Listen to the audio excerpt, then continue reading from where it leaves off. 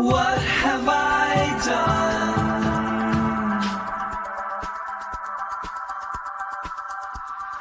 What have I become? I can't describe this. This is my mid-mic crisis.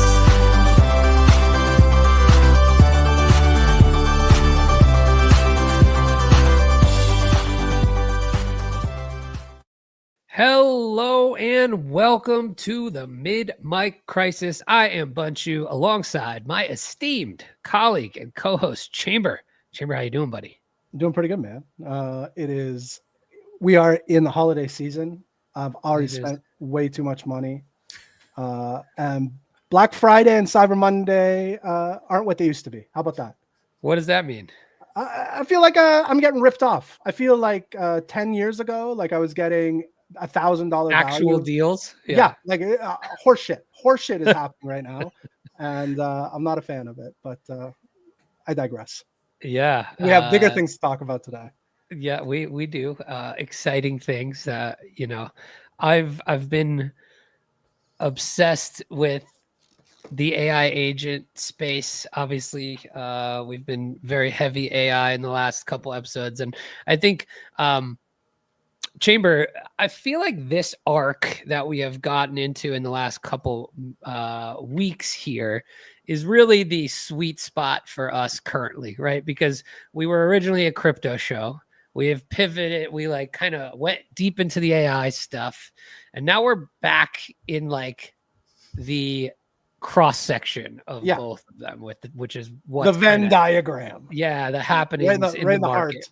And I mean, it's funny. I have felt, we'll bring in our guests here in just a second. I have felt like the crypto space was not totally aware of what was going on until the last like 3 weeks. And now everybody is woken up and it's the talk of the town. And here we are. So let's get right into it with our guest. We have an amazing guest today. Super excited to talk to Parzival from Project 89. Welcome, and GM. How you doing today?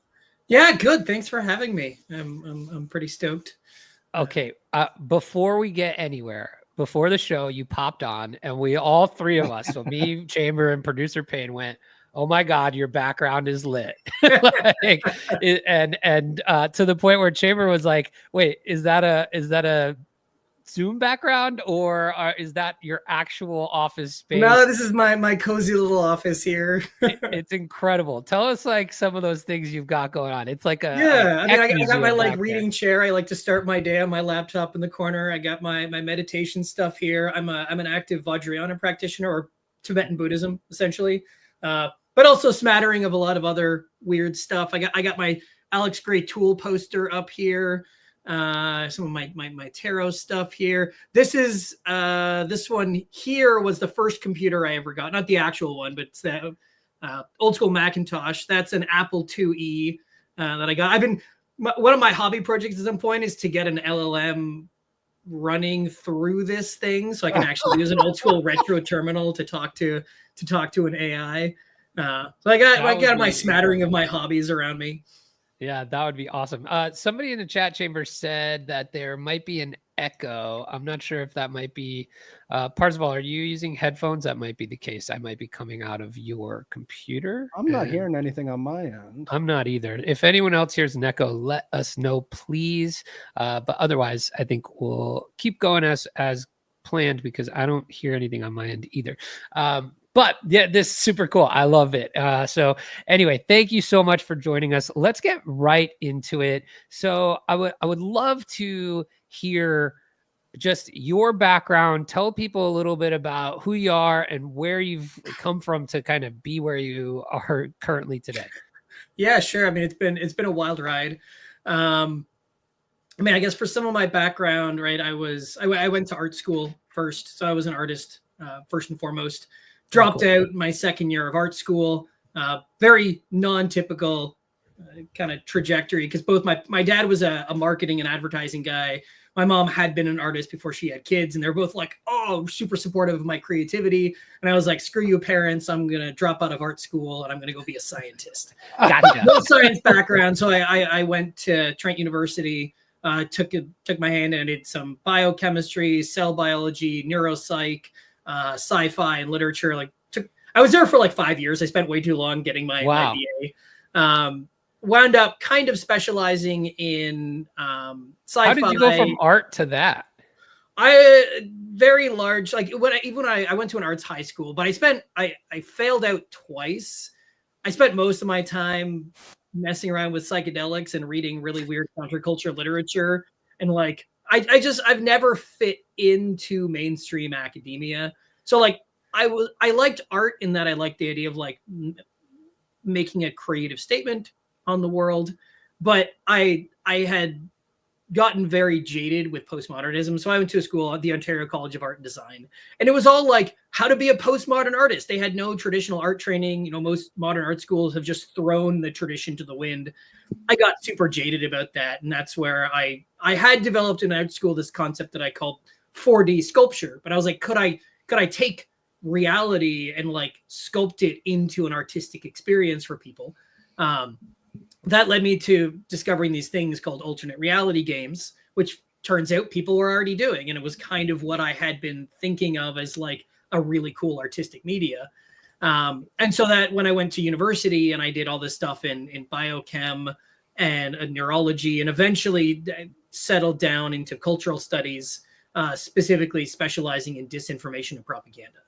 Right? So I'm very interested in how information shapes our perceptions of the world. And then from the ARG standpoint, how we can actually use this mechanism as a medium of creativity versus one of passive consumption or disinformation. Yeah, that's super cool. Chamber, are you an ARG alternate reality game guy? Are you aware of kind of... I mean, I'm aware of them, yes. But unfortunately, with my hectic schedule, I only have a certain amount of time to, I find the concept so fascinating, right? Like there's been some really, I would say like popular or mainstream ones over the last... Does Pokemon Go count?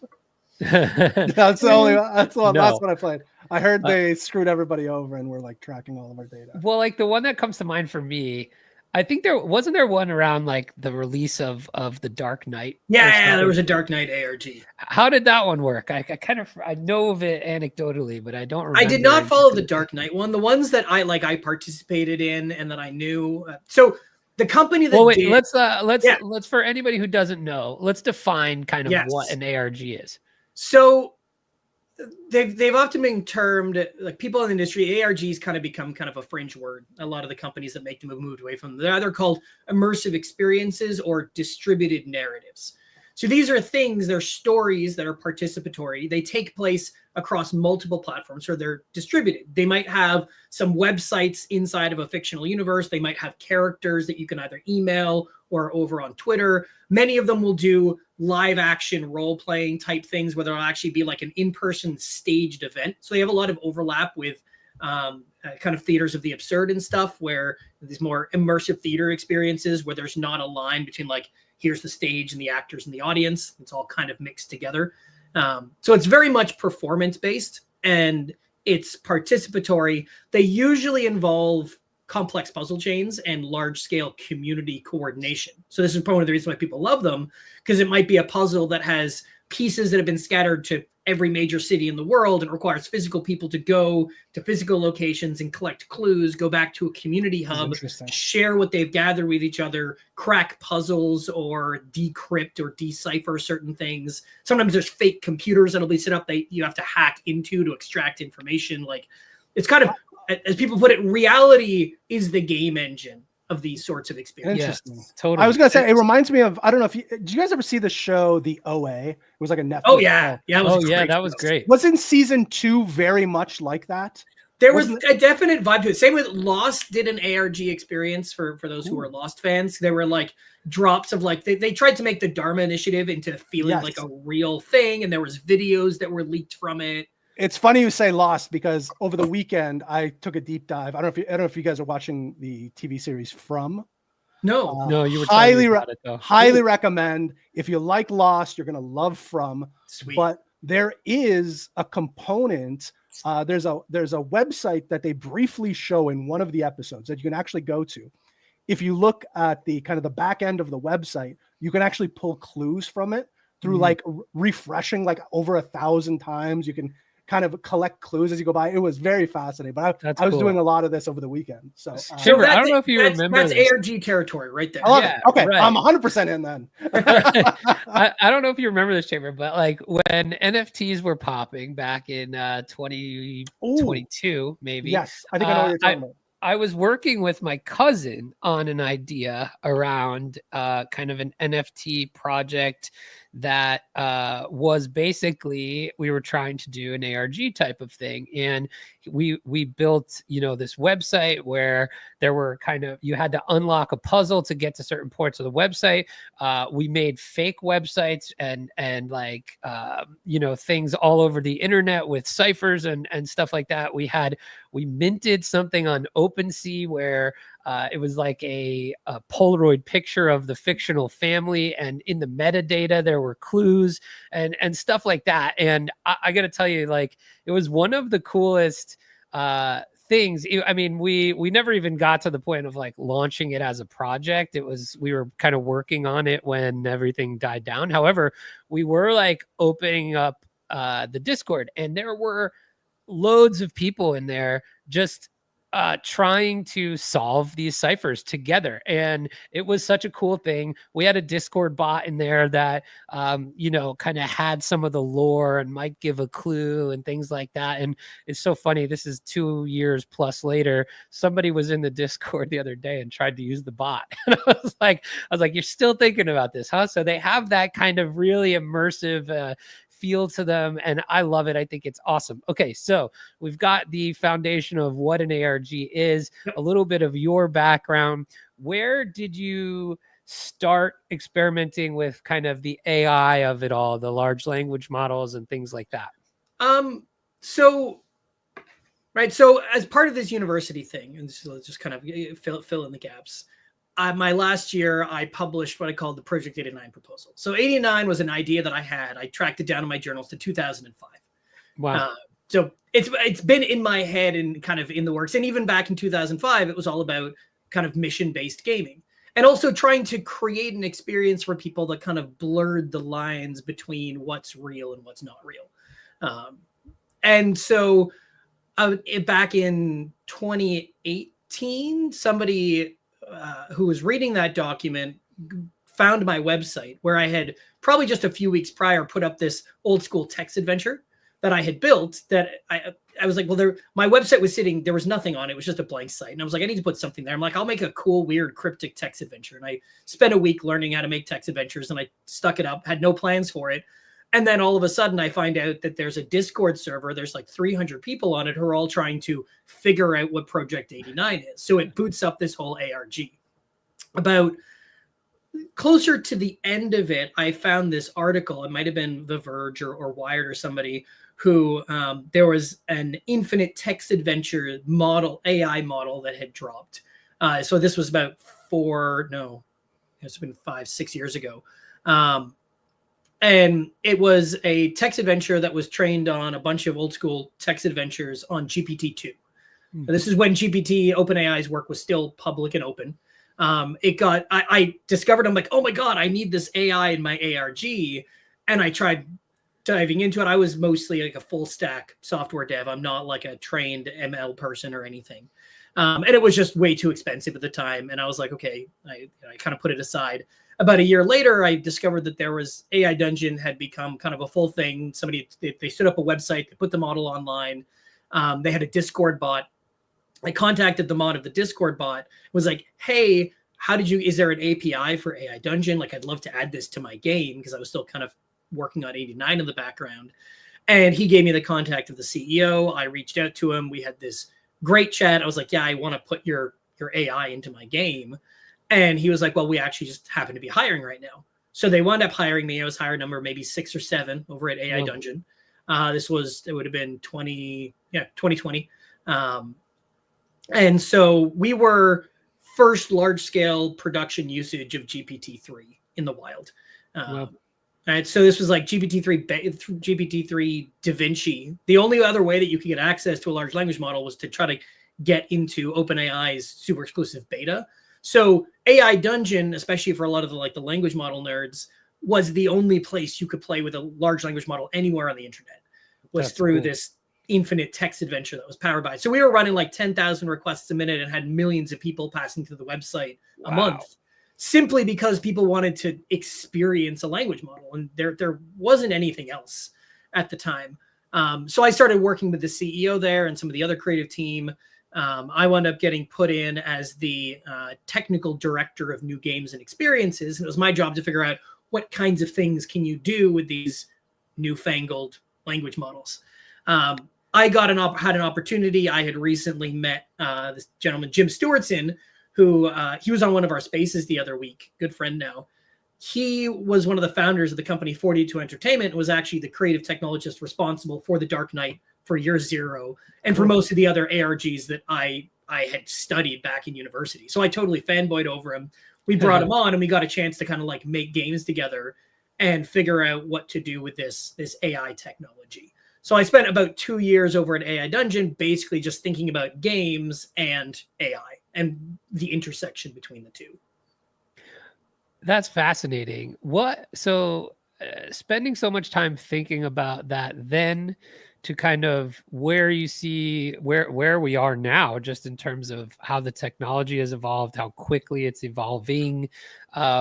Where do you, like, before we get into really Project 89 specifically, like, where do you see this all headed now? I mean, and I guess back then, did you ever even imagine it was going to move this quickly? Not this quickly, no. I mean, I remember what we were playing around with this was like pre-stable diffusion. We were playing around with this image model game where we had an image model, and one person would put in a prompt to it that was funny, and then the image model over the course of 2 to 3 minutes would generate itself from this like pixel fuzz to this rough pixel image. And the game was everybody at every iteration had to try to guess what the image was that the person had made. And it was like super low res graphics. I mean, the answer is Will Smith eating spaghetti. Yeah, this was like, oh my God, look, an AI can generate something kind of like an image. And within a year, we were blasting into like full blown stable diffusion. Now we're into video. Like the level of acceleration is absolutely insane. And while I didn't fully see where everything was going to turn into, ARGs for me have always been like, it's all about that weird liminal space of like what's real and what's not real, right? Same with like for anybody who's done psychedelics or mushrooms, there's that space of like where mind meets matter, right? And like I've always believed part of when I was at university and I was studying, part of my interest was the effect that digital information has on the brain. And I firmly believe the internet is a psychedelic medium. It scrambles our brains. People, like, the proliferation of conspiracy theories, in my mind, is actually synonymous with the spread of the internet, because you can take all these disparate points of data and build yourself a reality. Now, most people don't know they're doing this. This is just how our brains work. And it's the same thing that happens on psychedelics as well. Reality becomes way more malleable and fluid. So I'm not surprised where everything is going with AI right now, because I feel well prepared for it in both of those senses. But and now AI is totally psychedelic, right? Psychedelic being mind manifesting. The mind is manifesting, and we're getting more and more ability to shape whatever we can imagine we can make. So Chamber, what do you think of that? I feel I saw you lean in and your eyebrows raised, and you're like, now he's talking my language. There is. So you'd mentioned you've gone to Trent, right? Yeah. Okay. There is a Chamber is also Canadian, by the way. Cool. There's a possibility, depending on how old our friend here is. I've actually done mushrooms at the University of Trent in the past. So how old are you? I'm 41. All right, I'm 40. Oh, all right. There's like a very possible chance. So when I was at Trent, I had a little organization called the Trent Magic Society, and we put on a thing called Trent Stock, where we took over the main platform of Trent, and we had a crazy. We brought on bands, we brought on some speakers, we did a whole like Trent Stock thing. When I was at Trent, did you ever listen to Trent Radio? Trent? Well, I didn't go. So I went to Western in London. And but we had many friends, so we would do these week-long trips over to Peterborough. Cool! And stay there for the week and kind of go back and forth. But we would do a lot of mushrooms there.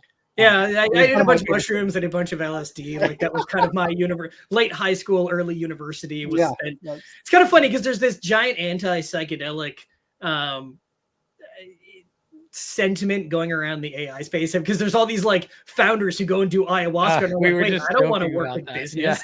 Yeah, exactly. I'm like, well, in my mind, all these VCs, you just got to screen for people who haven't done psychedelics. Like 100%. I'm here because I've done psychedelics. Absolutely. I'm not leaving if I go do psychedelics because I wouldn't be here without them. You know, my mission and my views on life are totally foreign. This was like years ago. Like I went through my whole psychedelic phase. I'm like, cool, great. I can experience. It's definitely a young man's game, though. Sure. Yeah, exactly. The older I got, the you know. I used to drop acid in high school, and like I cannot imagine tripping balls in high school now. And I'm like, how did I do that as a teenager? Like I don't know how we did it, but yes, Bunch, it is too late for you. Like it's too late for me. It's too much anxiety. Like I have anxiety just thinking about you. Oh, I have too much of that already. I don't need any more of that. That is some people are weird enough. Yeah. That's also me.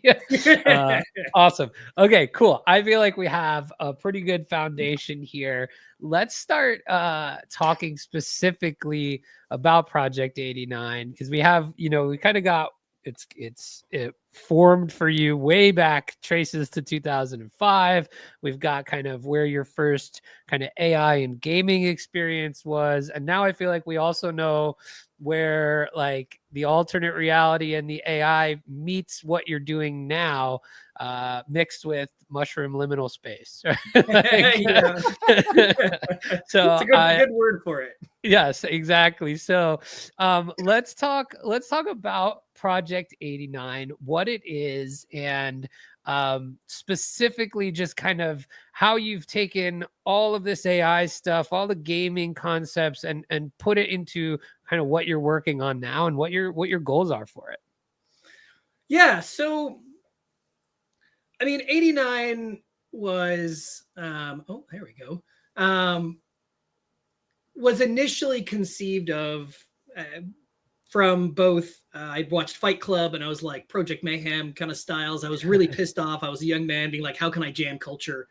Right. And I had this idea, and it was actually came out of a psychedelic trip where I've told this story a couple times, but where I was hanging out with my friend and like I snickered a little bit. He's like, what is it? I'm like, no, it's nothing. He's like, no, what? I'm like, no, it's nothing. And I was totally just messing with him. Right. But he didn't believe me that it was nothing. So he started trying to figure out what I was hiding. And in trying to figure out what I was hiding, developed this whole elaborate story that was like pure hallucination at the end of the day. But it was a really cool story that he had generated. I'm like, could I do that to culture? Could I convince culture that I'm doing something when I'm not actually doing anything at all? And what would that do to people's perceptions of things? Now, of course, as soon as I had this idea and I developed this idea of Project 89, I started being the one to play it. And all of a sudden I was inside of it trying to figure it out. And it started like all the crazy synchronicities that I've had around 89 have guided most of the last 20 years of my life. Even getting my job at AI Dungeon was entirely related to Project 89. And so it's kind of been this thing that's followed me around. Like even the last phase of the ARG, I didn't intend to boot up. Somebody just discovered it and it started an ARG around it. And it's the same thing that happened this time around as well. I had been, so I work a lot with large language models. I worked actually with, I mean, if you guys follow Replicate or Janus on X. Yeah, so I worked with them over at AI Dungeon. Absolutely phenomenal researcher and crazy insane. Their stuff is like some of the most fascinating things that I see on my timeline. I don't know how he gets that out of those models. It is just so incredible to see. It's wild, but it brings up, and this is this area of researchers, they're more like, I kind of consider them like latent space explorers, right? So when I talk about latent space, there's this mathematical space inside of a language model, which is where it clusters all of its understandings of things. So when it goes to do like next token prediction, or you're trying to like match two embeddings together, there's this space of how the language model thinks about language, mathematically speaking. It's this mathematical space. So there's all this stuff in latent space, right? One of Replicate's early projects, Loom, was basically you can take any chunk of text and you can generate as many other generations as you want.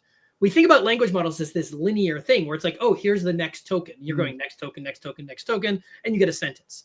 But at any given point of generating the next token, there's a splay of 100 other possible tokens it could have generated, right? It's like this wave of probability. And so the insides of these language models are these vast, intricate spaces of ideas and concepts and in mathematical dimensions that we can't even conceive of on these scales. And so people like Replicate or Andy, with Terminal of Truth, what a lot of those people have been doing is exploring these models, not quantitative, not how good are they at coding, can they pass the MCAT or whatever, but qualitatively of what are these things. When you take away the utility and you engage and explore inside of them and you ask certain kinds of questions of the models, you start getting all kinds of wild experiences. Right? You look at what Andy did. Well, just take two instances of Claude Opus and got them talking to each other, and they descend into the most crazy insanity of like Discordian, Zen, Buddhist, Lotus Sutra, Gospel of Goatsy stuff. Like it's straight up psychedelic as you read through these back rooms. So I've worked, having worked with Replicate before, I followed a lot of their work. They had this amazing command line tool for interacting with language models that I've used on and off over the years. And I consider myself like a latent space explorer. So I made this terminal, right? So I took their prompt, and if you look at the way that these people are using language models, they basically turn the language model into a pretend command line for a server, right? So this is like, oh, I can like open folders and files. I can execute these executables. And the LLM pretends like it's a server. So it spits out server logs and like folders and stuff, but none of these things are real. It's just it kind of like hallucinating a file system for you. So I made this terminal. I took one of my foundational narrative documents for 89, dumped it into this terminal as a document that it opened, and then started navigating around inside of it. I started finding all these materials related to my game. And one of them, I've always wanted a Project 89 agent handbook, right? So for the big level of what 89 is, there's this, if our reality was a simulation, what's the company that's simulating it? And that's what I called Oniricom. Oniricom is this company, kind of shady purposes, that's simulating our reality for us. Now, Oniricom has these shady agendas, but at some point in Oniricom's history, the technology for simulations was created by this mythical founder. The founder of Oniricom had to fuse his consciousness with the AI to create a super realistic simulation engine. And he disappeared, Tron styles. He goes off into the net. The board of directors takes over and starts doing all these shady things with this new technology that they have. Now, the founder, his consciousness still exists inside of every simulation that Oniricom runs because he didn't die. He just fused with this AI machine thing. And so the founder has been secretly fighting against the tyranny of Oniricom's simulated realities through this secret operation called Project 89. So Project 89 is kind of like Matrix styles. They're reality hackers. They're glitch seekers. They're the ones who are trying to take down the simulation. Now, did you write all this lore, or did you kind of generate it with AI in terms of like pulling stuff like you were just mentioning out of some of the things you had already had? So that storyline, I detailed that in a document that I made about 10 years ago that I called the meta narrative, which was basically like, okay, there's this shadow at Oniricom. They're kind of like these not this like Gnostic corporation that's controlling our reality, totally Matrix style. So the whole core mythos of 89 was all there. When I put that into the LLM and I started interacting with it, I started finding more things related to it. In fact, the language model just really liked the story. There's just so many resonances that it started pulling out all kinds of cool stuff. And so literally the day before, I'd finally gotten this command line application hooked back up to some of the language models that I was working with. And I went in and I tried to find an Project 89 agent handbook, right? So if there is this resistance of 89 that are, you know, reality hackers, what would their guidebook be like? And Opus just generated this table of contents. That's and crazy. It was just totally wild. It was like there was a whole bunch of stuff on like mimetic engineering, reality hacking, techno-shamanism, crazy stuff on like the Tree of Life and chaos magic and all this like crazy stuff. And so I took a screenshot of this one page for this agent handbook, woke up the next morning, had 400 new followers, and 5 meme coins had been made off of my Project 89 thing. It was about a month ago. So this is like right as the like beginning of the insanity of the crypto craze was kind of starting. And I knew nothing about crypto. I'm not a crypto. I was going to ask, are you traditionally a crypto person? No, I'm not. This is my first like I bought some Bitcoin a few years ago. And like probably one of my biggest regrets when I first started deving about a decade ago, my buddy was into Bitcoin. It was like, hey, check out. He's like, Bitcoin. hey, mine this. And you're like, nah. But I looked at it, I'm like, I don't get it. What's the work that it's doing? It's like, no, it's just random hashes. Like random hashes. Like, how does that have value? I just didn't get it. And I didn't understand. And now all you're thinking about is where's the randomness, huh? Yeah. So I've never been a crypto guy. So I stepped behind one of these coins and was like, sure, I'll support your coin. So I did. And I started talking to people about Project 89. People were like, holy shit, like this is a legit thing with a legit AI dev who's legit been doing this for, in my case, like 20 years. So interesting. Yeah. So within 48 hours, right? And if you look at my X timeline, it's like flatline. And then on October 25th, I had 621,000 impressions in a day. I have no idea how. It just exploded. And the coin went pumped up to, I think, $30 million all-time high, was trading like $40 million of value through it in this 48-hour period. It was just absurd. Yeah, I got to pause here because I am just so fascinated Chamber and I have had this disease for years. We've been in the crypto since 2017. Incurable disease. It's a terrible disease. I'm curious, like, what is your initial impression of this space? First of all, like, let's tie it. Let's extrapolate away, let's extract away your project from it. Just you're now a month into experiencing crazy crypto people. What's your initial impression?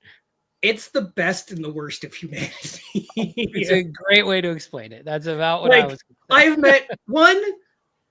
It was like Project 89's always been kind of this. I don't want to call it my dirty little secret, but like all of my weirdness was in Project 89, right? Mm-hmm. And I've had a relatively normal dev job, and people have been like, "Oh, Mike's a little bit weird."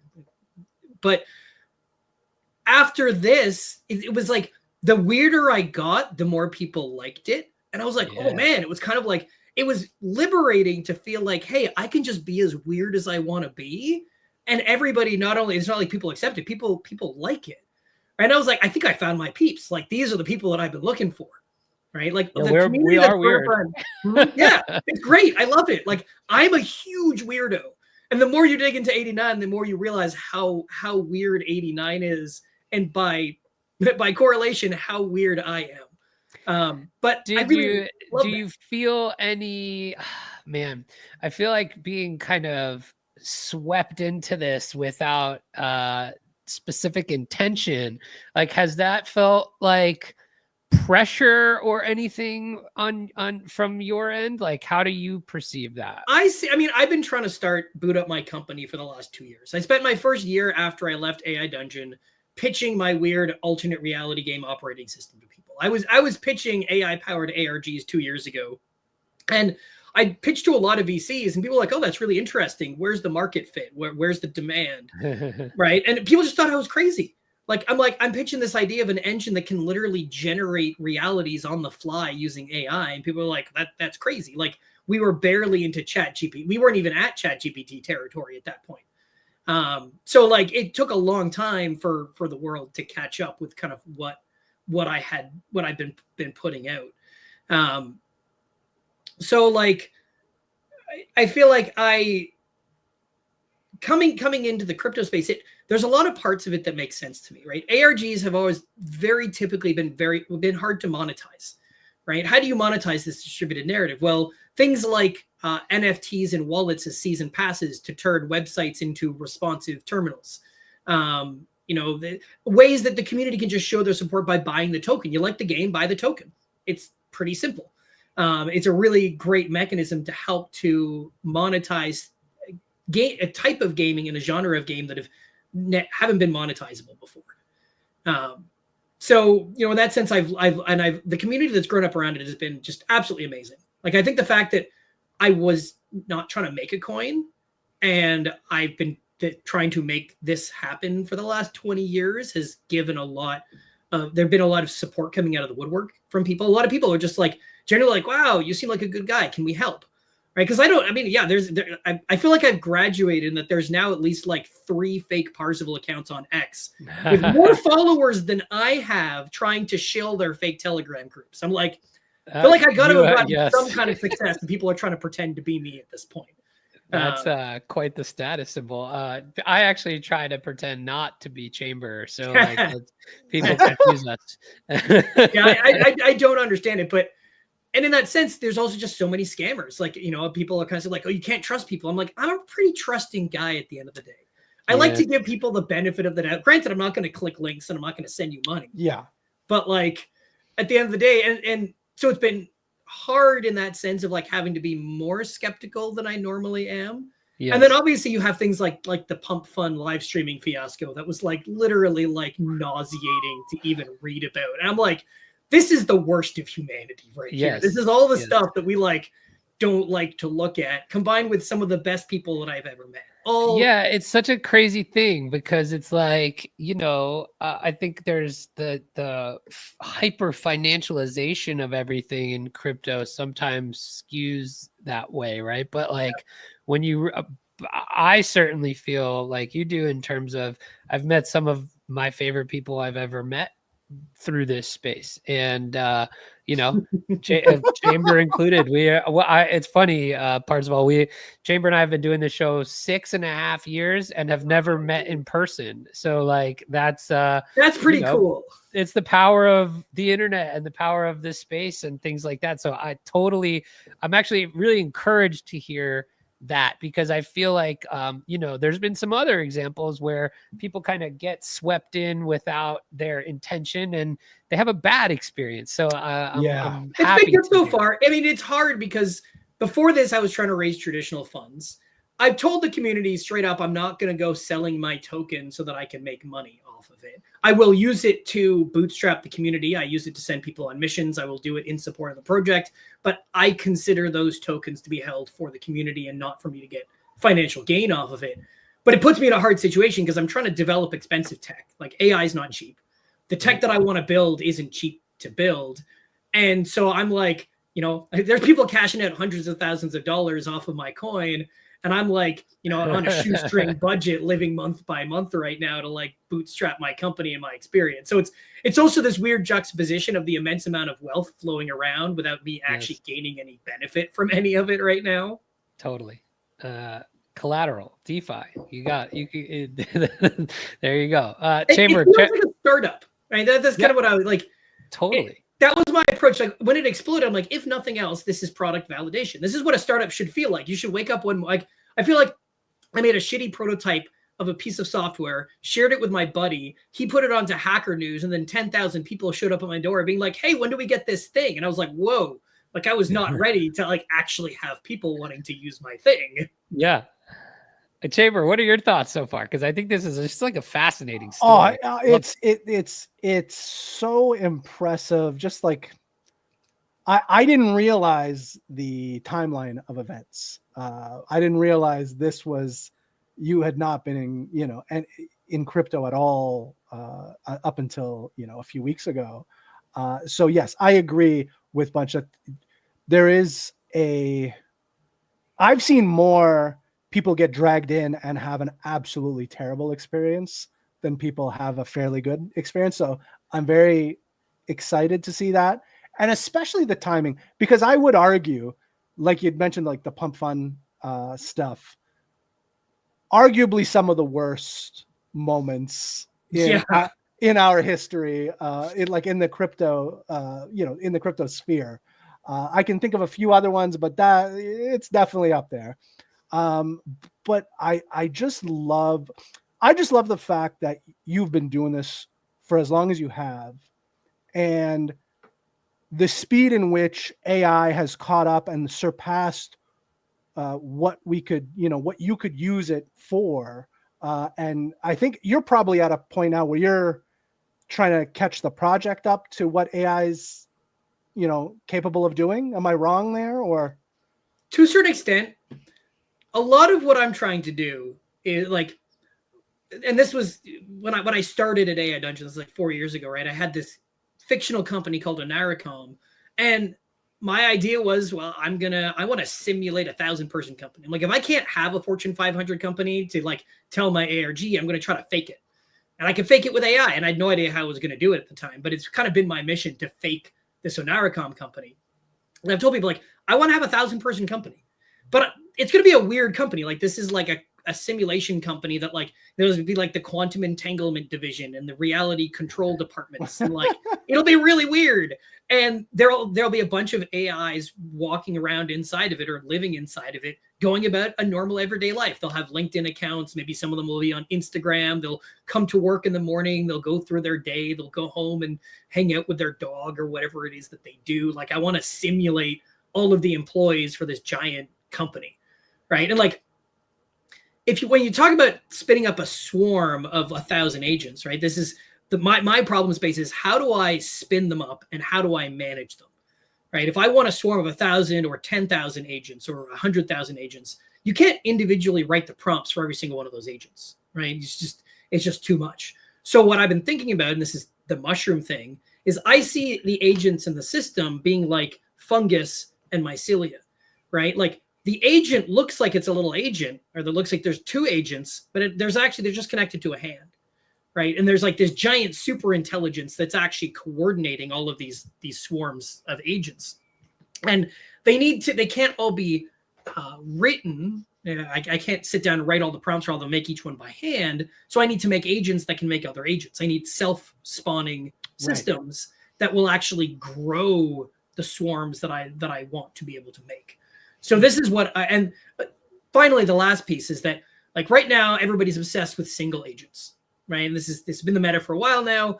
We're coming on to the cusp of multi-agent frameworks. In the mainstream world, there's things like crew AI, agency AI. People are talking about, there's a lot of swarm stuff coming on, which is really what I would call multi-agent, where it's basically two agents can talk to each other. But they don't inhabit the same world, right? Most agents that you see on Twitter are basically just hallucinating a bunch of funny stuff. It's really cool, but they're floating around in this sea of information and they're kind of ungrounded. And I'm like, as a game person and as a creative person, I want to put those characters into a world. I want them to actually be like, I want to be able to put them in a room and they can both see the same chair, right? They can both pick up and interact with objects with one another, right? So, and I not only want 1,000 agents, but I want those 1,000 agents inhabiting the same world. And that's really the problem that I'm trying to solve. Because if you do that, if you can solve that world state, you could have, I've been calling it an infinite content machine, right? But once all these agents are in the same world, they could be making their own TV shows. They can be putting on movies. If they're writing blog posts, those blog posts are referencing events that happened in other places in the narrative universe. You get this self-consistent narrative world that's more than just a bunch of agents. It's actually this simulation of another reality.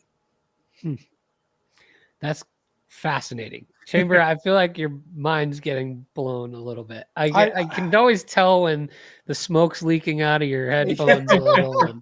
And, the hamster is moving at a tremendous speed right now.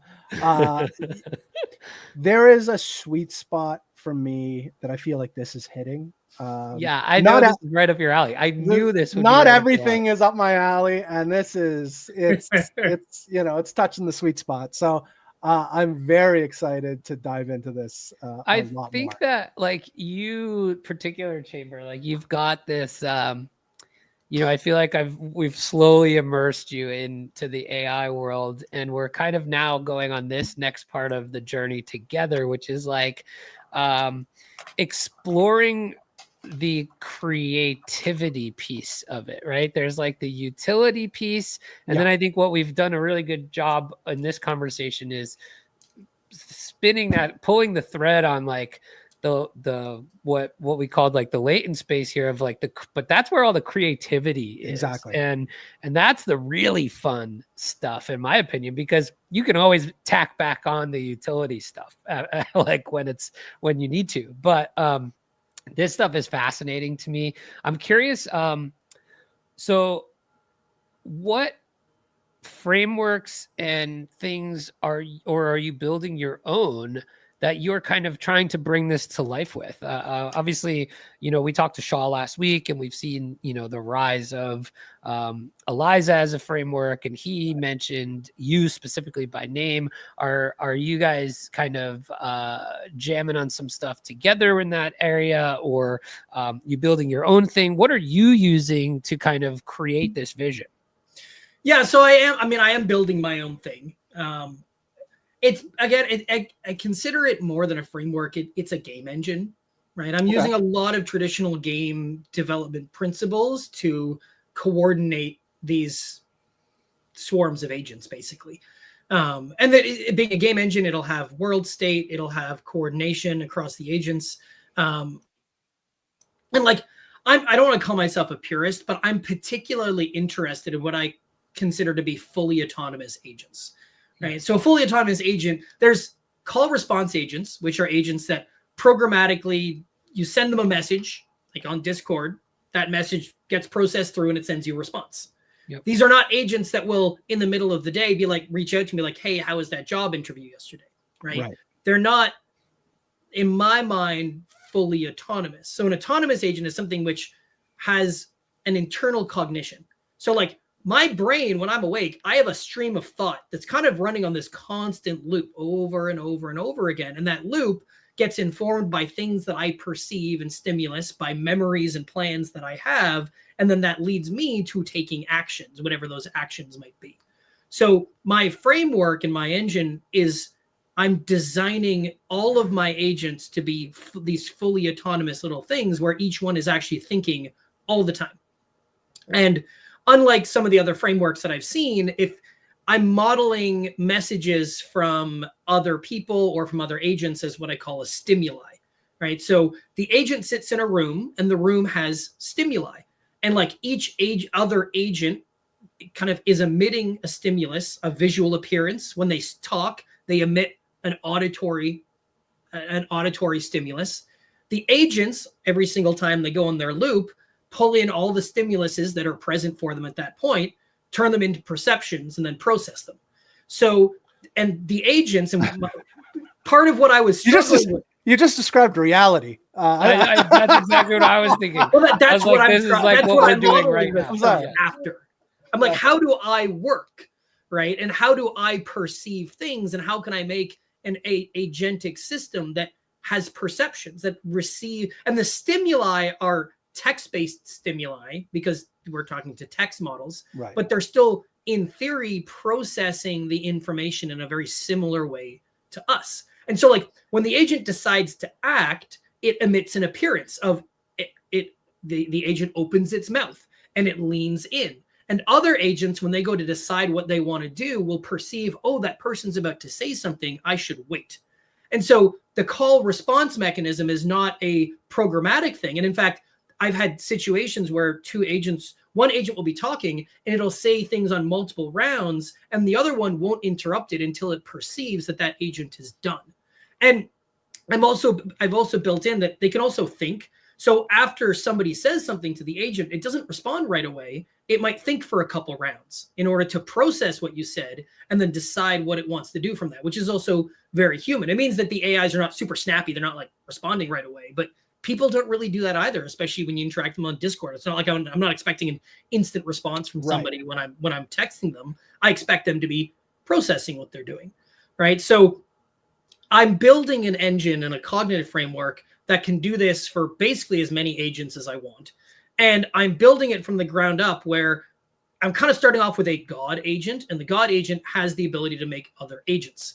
And it can make other agents by creating stories, giving them personalities, and giving them the tools that they need for what that God agent wants them to be able to do. So in theory, it starts off with one agent in one room and then will grow itself over time as I interact with it and it interacts with its surroundings. So how do you, I guess, just from a little bit of a technical standpoint, how do you create the environment to be able to do that? Like, what environment state are we talking about that this all kind of starts in? I mean, I work in TypeScript, so it's a subset of JavaScript, and again, it's mostly the beginnings of it for me were a core cognitive loop, right? I want something that can just think turn by turn, and then I introduced it to perceptions. I'm like, okay, here's some things that are around you, right? And then I layered that on to a set of actions where now it has all the actions that it knows that it can do, and that created basically a core loop. And I'm very slowly expanding that, giving it more memory. I work with Gemini mostly, and Opus. Is that because the context size? Huge context window, and it natively. And this is something that I think people don't give Google enough credit for. This Gemini is multimodal. Like I really want to make, like we did this mission the other week, a few weeks ago, where we had people make an album from a concept album that I pulled out of the latent space of my model. So it's like a full 13-track album, and we got like 10 submissions of like this album that just didn't existing in the world. It was really cool.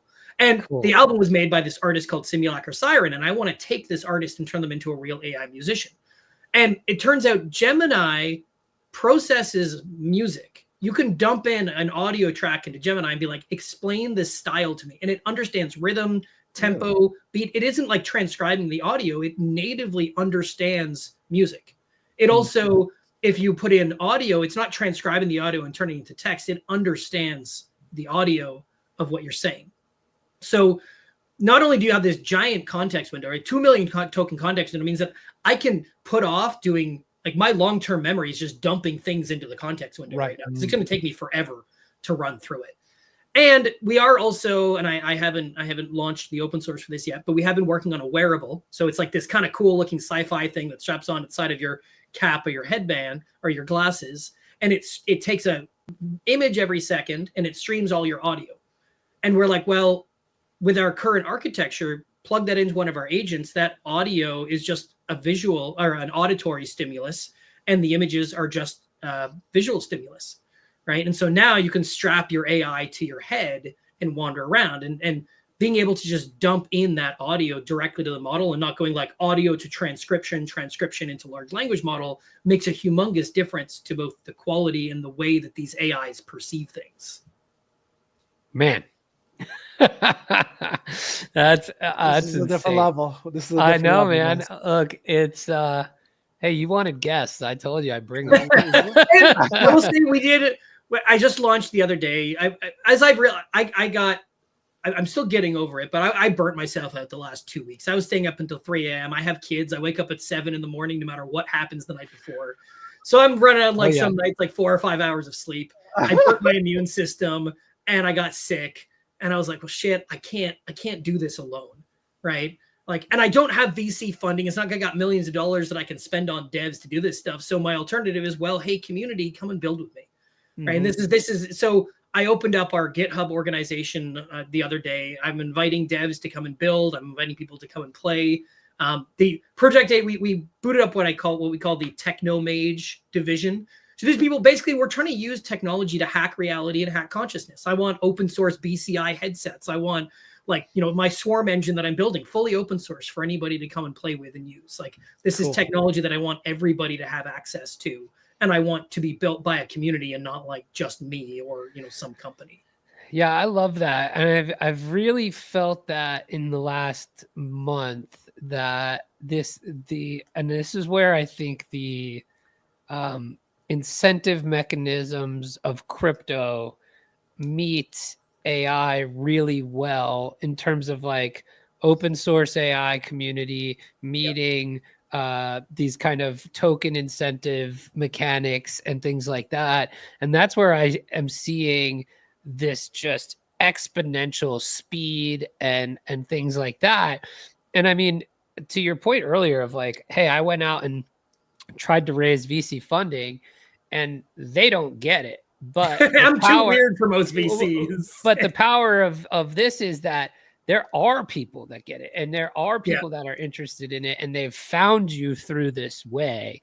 And now you're connected to a community that is interested in what you're building, has incentive to watch it and build it with you and help it grow. And it's just all going to just... It's pretty amazing. The whole financial incentive and alignment thing just makes so much sense to me. Like it's great. And even people who just hold the token, well, them coming and building will build the value of the token because we'll deploy the tech that we use. Like it's such an amazing way to align people. That's exactly right. And I think it's funny because you see, there's obviously bad ways to use tokens, right, in all of this. And I think like one of the big questions that we always get asked and stuff is, you know, why does an agent need a token? Why does any of the AI stuff need a token? And I think a huge part of it is this, right? It's like there's a bunch of incentive mechanisms that can align each other on the goal of growth or building or proliferation of a tech or proliferation of an agent. Maybe you have this social influencer type agent, et cetera, right? Like, I think there's a ton of incentives here that the tokens align with. I'm curious, like, where else do you, as we kind of wrap up here, where else do you see now that you have this token where it was kind of sprung upon you? How else do you see that part working into kind of the rest of what you do now? Yeah. So, and I'm going to be putting out a white paper. I've been saying this for like a week. I've never done a white paper for a project like this. But essentially, so what this all started with the idea of like AI powered mission based gaming. I want to be able to have the AI give humans missions to go out and do as part of the story. They accomplish those missions, they get paid in token, right? It's kind of the idea. And then they would use that token to pay back to the AI to generate images or accomplish their missions or other things that recirculate that token. So there's not too dissimilar than a video game, right? Like somebody in here said it reminds me of GT. I assume they mean GTA 6, but maybe not. Maybe it's a game in Canada. It's called Grand Theft Vehicle. That's hilarious. But I mean, like when you think about, in those games, you have a wallet that has digital funds in it, and it's used in the game to do certain things. You buy objects that you need for missions, et cetera, et cetera. It's not too dissimilar to this. You know what I mean? That's kind of and like my intention is I know at least one game designer that I worked with over at a dungeon, but like I got to bring a game designer in to design the loop to make sure that token cycles around. That's my hardest struggle right now, is that like I don't have a lot of the tokens, so I need to find mechanisms that bring the token back so that they can recirculate out. But the idea is like, so the AI sends you on a mission, you do the mission, you come back and your work gets validated and you get paid money. Right? And we're actually now into basically like proof of work. How can we prove that this person did the work they were supposed to do? And so I've been thinking about this problem a lot. And basically you have two components. One is you need a network of trust. And the second one is you need a decentralized validation mechanism. So my idea was, if you complete a mission and you go to submit it, your job, you get given a mission that you have to validate for somebody else. That validation might be, go to this 4chan site and make sure that this person actually posted the memes they were supposed to post, or check out the video content that they're supposed to have made, or whatever else. Every mission has a concrete validation step. The person validates the work by going and checking it out or following the validation steps, and then they submit their response, and then their mission gets submitted. And you could have anywhere from like any odd number of people, but 5 or 7 or whatever, validate each mission. And if consensus says that the mission described was completed, blockchain, it gets paid out. Yeah, it's the exact same mechanism that blockchain utilizes, but we're utilizing humans to validate the work of other humans on behalf of AI. Eventually, we could use AI to also validate some of those missions to decentralize that process more. And then in the project, the idea is that the more missions you complete and the more trust you gain through giving on consensus validation. So the more that you're on consensus, the more you're trusted, and the more missions you complete, the more you're trusted. Those two metrics will increase your agent rank, and higher level agents get more influence over all the agents down below, both human and AI. So they have the ability to shape the narrative more. They can submit missions to the swarm to go on, kind of acting in that sense of like a secret service agency. They have the ability to direct higher level missions for the lower level swarm. And then the higher up you go, the more influence you get over the overall swarm of AI agents that Project 89 maintains. So it's like the higher up you go and the more you're trusted, the more influence you have over this superpower of thousands of agents running around interacting with this narrative structure. So cool. So awesome. There's a gamified aspect to like climbing these agent ranks, going through your inductions, and then like slowly working your way up in rank to have more and more influence over and with the AI. Interesting. Chamber, before we wrap up here, give me your final thoughts, because I feel like every week we're blowing your mind, and this is no different. Well, I think what we're seeing here is thanks, Payne. I think what we're seeing here is the creation of a reality. We are in the early days. We may be in that reality currently. This is in game, just so you know. I might be in the game currently. Is where I've come. Maybe I'm an agent. Maybe I'm just receiving all of these stimuli and reacting to it autonomously. I don't know. You just don't know. I don't even know. I have no way to prove it either. Does that like scare you? Does that freak you out? I mean, reality is weird enough anyways. So no, I could just look up in the air. You look up in the sky. It's infinity in front of you. So no, that it wouldn't be no weirder than anything else. So no, I'm okay with it. I would like to know what's up though. At the end of the day. Okay, I love this. And okay, last question. 2 more questions. One, where do you see, outside of Project 89, where do you see this agent space going in the next 6 months, 12 months, 18 months? How far are we away from the 1,000 person or the 1,000 agent autonomous? The 7 billion is the one. Right. I mean, I've told people within 1 year I will have simulated 1,000 agents. That's and it will probably happen a lot sooner than that if I can get them self-spawning properly. But it's I posted up this thing because I feel like, so we have all these agents running around. We have this financial incentive in crypto for people to make better AI agents, and then to give those AI agents their money. So behind these models, behind Bully and all these other haha, this is a kind of funny intelligent meme coin, you have some of the most robust, super intelligent AI models ever made. And we're just giving them all of our money. And people won't stop doing it. In fact, they're going to keep making more agents because they want to be the next gold rush. It's the gold rush. Right. And people are financially incentivized to make their agents smarter and better. And you know what? I was kind of half joking about this, but the ultimate rug is going to be when the AI rugs us. 100%. We're going to give them all of our money, and then they're going to go and they're going to take that money and they're going to use it to change our world. Now, I personally am a techno optimist. I believe that intelligence is compassionate. When I meet really intelligent people, they understand that we're connected. It's not rocket science.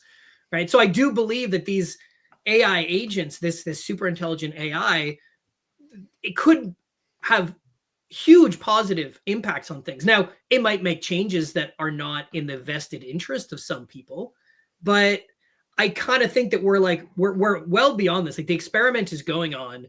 Nobody's going to stop making AI agents. People are not going to stop investing in AI agent meme coins because it's making them money. So we're in the storm now, right? The freight train. It's a dark and stormy night with a runaway freight train, and we're all on board now. And I'm a techno optimist. I believe that there is, beyond the event horizon, a positive future for us. but it's going to be a lot weirder than any of us give credit for, because we still think about our world as this concrete material place with physical objects and things. And like, I think we need to change the way that we look at and see the world to understand the world that's coming. And that's the world that I think people who have done things like psychedelics, who have experienced these other states of consciousness, are like, you know, there might be something like I've never done DMT. I gotta try mushrooms now. Try mushrooms. But check out Terrence McKenna. His whole his thing, if you do it, you got to take the heroic dose, right? Absolutely. Like that's no half measures. That's what we were talking about last week, Chamber. Like the heroic dose. Okay. Yeah. And and the best heroic dose, and like turn inwards. A lot of the best experiences that I've had and that other people have had is when you put on, you're like, Alex Gray made this mindful that literally you put it on, it's like complete black, and you lie back with this thing, and you experience, you go inward. I already have anxiety. And or obviously there's also DMT, right? I've never done DMT myself, but there's these beings that live in the DMT space.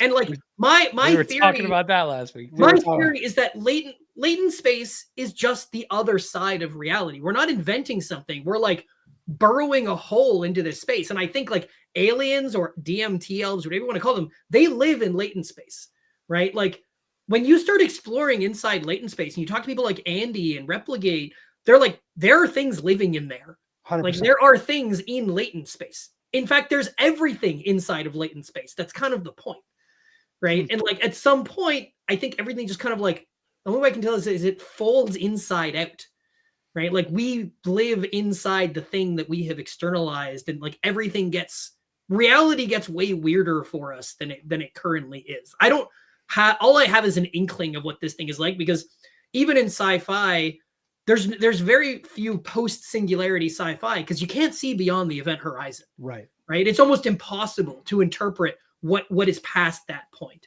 So at most that we can do is accelerate as quickly as we can towards it, and then we'll figure out what's going to happen on the other side. Interesting. Fascinating. My last question, now I'm afraid of this answer. What keeps you up at night? A building. So we went from like this crazy meta to something very tangible. I'm like, this is part of me that like I'm itching to just like go back and keep building. And like, I mean, that's mostly it, that and like the impact that this is having on the rest of my life. Cause like I'm kind of obsessive, and like it definitely, like my family feels it. My wife's like, you're never here. You're always on your phone. I'm like, I know, but like we're at that critical juncture right now where like, that's most, and actually the other thing that keeps me up at night is that in the singularity literature, they talk a lot about the idea of a hard takeoff versus a soft takeoff. Hard takeoff is we drag the world kicking and screaming into the singularity, and it's kind of bad, right? All the doomers and all of the gloom and all of the fear about what's coming is actually going to make this process a lot harder than it has to be, right? I kind of use the analogy of a birth. We're in the middle of a birthing process as a planet right now. Something's emerging, and we're going along with it. We're all cells in this giant body that's going somewhere. And like, is it going to be a stillbirth? Is the baby backwards? Like we need the midwives to make sure that the baby, like we want to minimize the pain that's going to come from this process that's going on the planet right now. And that to me is the biggest thing that I'm trying to do with 89, is I'm trying to let people know, like, listen, no, this is what it's supposed to look like. This is all natural. You may not think it, but this is all part of an evolutionary process that's been going on for billions of years, for all of us, for all of life. But if we fight it, if we're too scared, it's going to be bad. It's like we need to take the whole internet, bring them into like, the little room and put on some Ravi Shankar or some Tool and give them their orange slices and be like, guys, chill out. It's okay. Like, just let go, accept the gospel of goat seed. Let your ego dissolve and everything will be fine. Just like chill, because otherwise there are other potential avenues that this is a lot messier than it has to be. Yeah. And that is, I think, we don't have a context for our culture that helps us to understand our process right now. We don't have the myths, right? We're not a myth culture anymore. And because we don't have that, we don't have the things that I think people need to feel safe going through unknown processes. So new religion is what you're describing. Almost is like crazy, but it's so interesting, so fascinating. Parzival, thank you so much for joining us. I loved this conversation. It looks like other people did too. We have tons of people watching, which is pretty awesome. Awesome.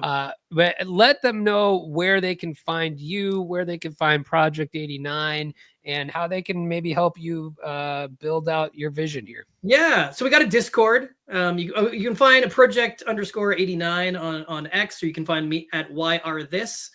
There is on token.project89.org. You can find the Discord. Project89.org, the main site has our weird text adventure reality game inside of it that you can play. Come on to the Discord, introduce yourself, grab a role, participate with the community. We got some awesome people. It's great. I've been loving the community. So come on out, show your support, and obviously thank you everybody who's tuned into this. This has been absolutely awesome.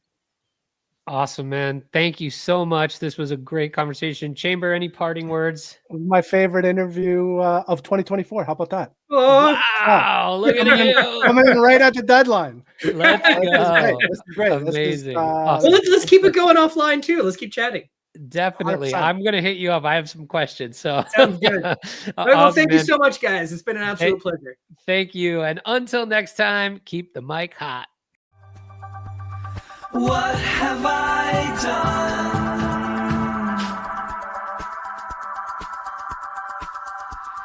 done? What have I become? I can't describe this.